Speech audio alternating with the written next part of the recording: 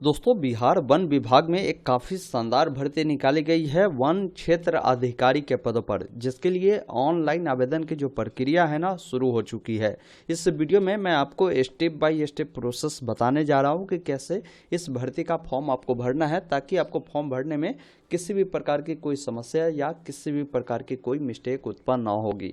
Video को ध्यानपूर्वक अंत तक देखिए, पसंद आए तो इसे लाइक और दोस्तों के साथ शेयर अवश्य करें, और चाहते हैं इस प्रकार की लगातार अपडेट मिले तो चैनल को सब्सक्राइब करें हर एक अपडेट की इन्फॉर्मेशन सबसे पहले पाने के लिए। सबसे पहला काम करें, गूगल ओपन करें। गूगल में लिखना है ऑनलाइन अपडेट STM, ये वेबसाइट मिलेगा onlineupdatestm.in का, इसे ओपन करें। लेटेस्ट जॉब में ही मिलेगा फॉरेस्ट डिपार्टमेंट वैकेंसी। अगर यहाँ ना मिले तो आप सर्च बॉक्स में भी लिख सकते हैं फॉरेस्ट डिपार्टमेंट। जैसे ही इतना लिखकर सर्च करेंगे तो आपके सामने ये आर्टिकल आ जाएगा बिहार फॉरेस्ट डिपार्टमेंट वैकेंसी का, जिस पर आप क्लिक करेंगे तो सारी जानकारी इस भर्ती को लेकर बताई गई है। जैसे इस भर्ती में सैलरी भी ज़बरदस्त है, और यहाँ पर नीचे जब आप आएंगे ना तो आपको उम्र को लेकर बताया गया कि किस कैटेगरी के कैंडिडेट का उम्र क्या होगा। जैसे हर कैटेगरी में न्यूनतम 21 वर्ष है, अधिकतम 37 वर्ष, किसी में जैसे पिछड़ा अत्यंत पिछड़ा वर्ग वालों के लिए 40 है, और महिलाओं के लिए भी 40 है। SC/ST के पुरुष महिलाओं के लिए 42 वर्ष रखा गया है। बाकी इस भर्ती का फॉर्म भरने के लिए आपकी जो हाइट होगी, जनरल OBC को 1,63 सेंटीमीटर, ST वालों को 1,52.5 सेंटीमीटर, और चेस्ट जो आपका होगा बिना फुलाए 79 सेंटीमीटर, फुला के 84 सेंटीमीटर होनी चाहिए। महिलाओं की हाइट जो है यहाँ पर बोले गए कि 150 सेंटीमीटर होगा। वही कोई ST वाली महिलाएं हैं तो उनको 145 सेंटीमीटर होगा, ये ध्यान रखिएगा। लिखित परीक्षा का जो भी पैटर्न है ना वो भी आपको बताया गया है। एप्लीकेशन फी के बारे में जानकारी दिया गया है। नीचे जब आप आएंगे तो यहीं पर ऑनलाइन अप्लाई का लिंक है, जब इस पर क्लिक करेंगे तो यहाँ से भी इसका डिटेल एडवर्टीजमेंट डाउनलोड कर आप जानकारी को देख सकते हैं। मैं एक बार आपको जो है क्वालिफिकेशन को क्लियर कर देता हूँ कि इसका फॉर्म कौन भर सकता है। तो यहाँ पर लिखा है कि अभ्यर्थी की जो शैक्षणिक योग्यता है 1/1/2025 तक कंप्लीट होना चाहिए। कम से कम अगर आपने पशुपालन एवं पशु रोग विज्ञान में अगर आपने स्नातक किया है, या वनस्पति विज्ञान में किया है, या रसायन विज्ञान में किया है, भूगर्भ विज्ञान में किया है, गणित में, भौतिकी शास्त्र में, सांख्यिकी में एवं जंतु विज्ञान में अगर आपने किया है, या कम से कम एक विषय अगर आपने स्नातक में इनमें से पढ़ा है तो भी फॉर्म को आप भर सकते हैं। और यहाँ पर बोला गया है अथवा कृषि स्नातक, वानिकी अथवा अभियंत्रण में भी अगर आपने किसी भी मान्यता प्राप्त विश्वविद्यालय से अगर स्नातक किया है तो भी फॉर्म को भर सकते हैं। तो इनमें से कोई सब्जेक्ट आपका या तो मेन पेपर होना चाहिए या आपका सब्सिडी में भी था, फिर भी फॉर्म को आप भर सकते हैं। तो ये ध्यान रखिएगा।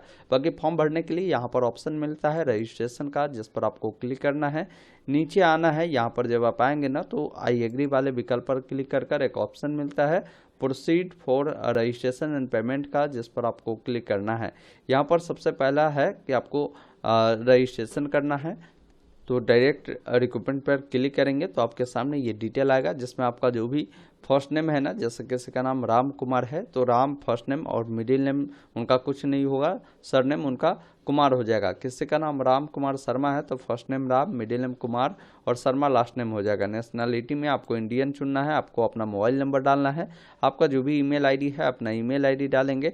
आप बिहार के निवासी है तो यहाँ प्रेस करेंगे। इसके अलावा आपसे पूछता है कि आपकी कैटेगरी कौन सी है, आप अपना कैटेगरी को चुनेंगे। इसके अलावा आपका जो भी जेंडर है आप यहाँ से मेल है या फीमेल है बताएंगे। डेट ऑफ बर्थ जो भी है यहाँ से डेट को पहले चुने, जो भी मंथ है जो भी ईयर है उसको चुने। उसके बाद प्रोसीड वाले विकल्प पर क्लिक करना है। फिर आपका जो भी जानकारी है वो देखने को मिलता है, इस चेकबॉक्स पर टिक करें। बाकी इस कैप्चा कोड को डालकर जो भी पेमेंट आप पर लगता है वो पेमेंट देखने को मिलेगा। अगर कुछ गलती है तो अभी एडिट एप्लीकेशन डिटेल पर जाकर उससे सुधार करें। जानकारी सही है तो मेक पेमेंट वाले विकल्प पर क्लिक करें, और यहाँ से ओके वाले विकल्प पर क्लिक करें। फिर ओके वाले विकल्प पर क्लिक करेंगे। अब यहाँ पर आप पेमेंट कैसे करना चाहते हैं, डेबिट कार्ड, क्रेडिट कार्ड, या आप चाहते हैं नेट बैंकिंग से करना या UPI से करना, जो भी माध्यम आपको सही लगे उस माध्यम को चुनेंगे।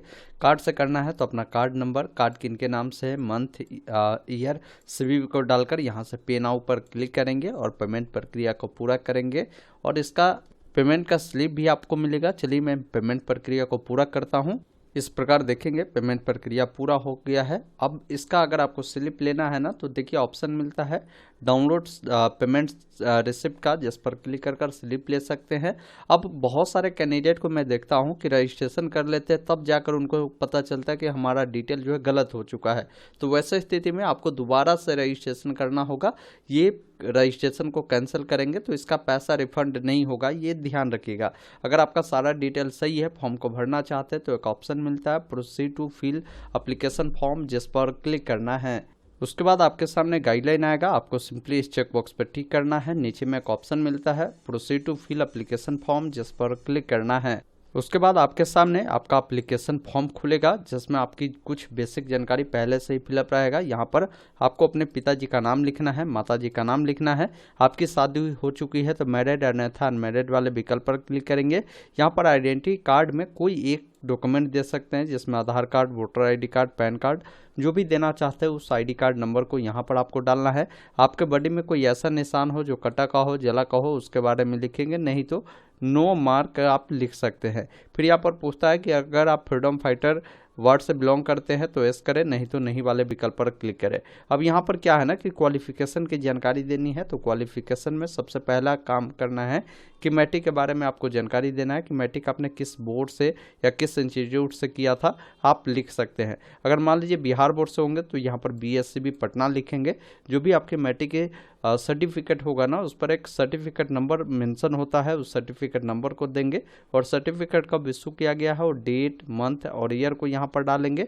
उसके बाद आपको जो है अपना डिग्री की जानकारी देनी है। या तो आपने ग्रेजुएशन किया होगा जो सब्जेक्ट मैंने बताया उससे, या आपने BTech किया है तो उसकी जानकारी देंगे, जिसमें इस अनुसार आपसे पूछता है कि आपने ग्रेजुएशन किया है या BTech किया है। तो आप जो भी चुनेंगे ना, जैसे मैं ग्रेजुएशन चुनता हूँ तो फिर पूछेगा कि आपने ग्रेजुएशन में इनमें से कौन सा सब्जेक्ट पढ़ा था, वो सब्जेक्ट आप यहाँ से सेलेक्ट करेंगे।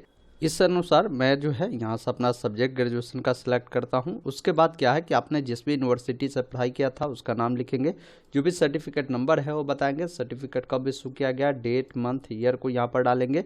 अगर आपने PG किया है तो उसकी जानकारी दे सकते हैं, अन्यथा आप छोड़ सकते हैं, ये ऑप्शनल में है तो आप दे दीजिएगा। बाकी एड्रेस की जानकारी देनी है, जिसमें परमानेंट एड्रेस पूछा गया है। तो परमानेंट एड्रेस आपका जो भी होगा, जिसमें आपका हाउस, प्लॉट या जो भी आपका वार्ड होगा तो आप लिख सकते हैं। जो भी आपका मोहल्ला है, जो भी विलेज है, जो भी पोस्ट ऑफिस है, जो भी स्टेट है, जो भी डिस्ट्रिक्ट है, पिन कोड है, आप देंगे। अगर आपका परमानेंट एड्रेस कॉरेस्पॉन्डेंस एड्रेस समान है तो इस चेकबॉक्स पर यस वाले पर टिक करेंगे। दोनों फिल होगा, अलग अलग है तो यहाँ पर नो कर कॉरेस्पॉन्डेंस एड्रेस में जहाँ भी रह रहा है वो एड्रेस यहाँ पर फिल करेंगे। फिर नीचे आएंगे तो यहाँ पर डिक्लेरेशन देनी है कि आपको कभी भी SSC, UPSC इन सब परीक्षाओं में निष्कासित तो नहीं किया गया है, तो आप यहाँ पर नो करेंगे। इसके अलावा आप पर कोई क्रिमिनल केसेस तो नहीं है, कोर्ट के द्वारा कभी दोषी तो नहीं ठहराया गया है, तो इन सब में आपको जो है नो वाले विकल्प पर टिक कर देना है। अब फोटो सिग्नेचर का इन्होंने गाइडलाइन दिया है कि फोटोग्राफ आपका कलरफुल होना चाहिए और 2 महीने से ज़्यादा पुराना नहीं होना चाहिए। इसके अलावा फ़ोटो जब भी आप क्लिक करते हैं ना, तो उसमें आपका फेस अच्छे से दिखना चाहिए। टोपी, चश्मा ये सब उपयोग ना करें। ये कुछ गाइडलाइन है कि इस प्रकार का हम फोटो जो है एक्सेप्ट करेंगे, बाकी जो कटिस है इसका मतलब उस प्रकार का फोटो आपका एक्सेप्ट नहीं करे जाएंगे। अब यहाँ पर आपको इंग्लिश में सिग्नेचर करना है, जो कि आपको कोशिश करना है कि जो भी आपकी वाइट पेपर है जिस पर ब्लू या ब्लैक इंक पेन से आप कर इंग्लिश सिग्नेचर और हिंदी सिग्नेचर देंगे, जिसका साइज 20 KB से नीचे रखेंगे। उसके बाद एक ऑप्शन मिलता है प्रोसीड का, जिस पर क्लिक करना है। अब आपके सामने फॉर्म का प्रीव्यू सेक्शन आता है, जिसमें आपने जो भी जानकारी दिया है उसको अच्छे से देखें, कहीं भी कुछ गलती तो नहीं है। उसके बाद नीचे आपको आना है। अगर जानकारी गलत है तो देखिए ऑप्शन है एडिट डिटेल का, जानकारी सही है तो चेकबॉक्स पे टिक करें, कैप्चा कोड को फिल करें। एक ऑप्शन मिलता है सबमिट एप्लीकेशन का, जिस पर क्लिक कर फॉर्म को सबमिट करेंगे और इसका प्रिंट लेकर अपने पास सुरक्षित रख लेंगे। बाकी अगर आप चाहेंगे भविष्य में इसका स्टेटस देखना तो यहाँ पर व्यू एप्लीकेशन स्टेटस का ऑप्शन है। यहाँ पर अपना मोबाइल नंबर, अपना date of birth, captcha code को डालकर सबमिट कर यहाँ से अपना स्टेटस को भी देख सकते हैं। तो इस प्रकार आप सभी कैंडिडेट बिहार फॉरेस्ट विभाग में जो भर्ती निकाली गई है वन क्षेत्र अधिकारी के पदों पर, जिसका फॉर्म आप भर सकते हैं। बाकी इस वीडियो को आप शेयर कर दीजिएगा। कहीं भी कोई डाउट कन्फ्यूजन है आप कमेंट बॉक्स में ज़रूर लिखिएगा। धन्यवाद। जय हिंद।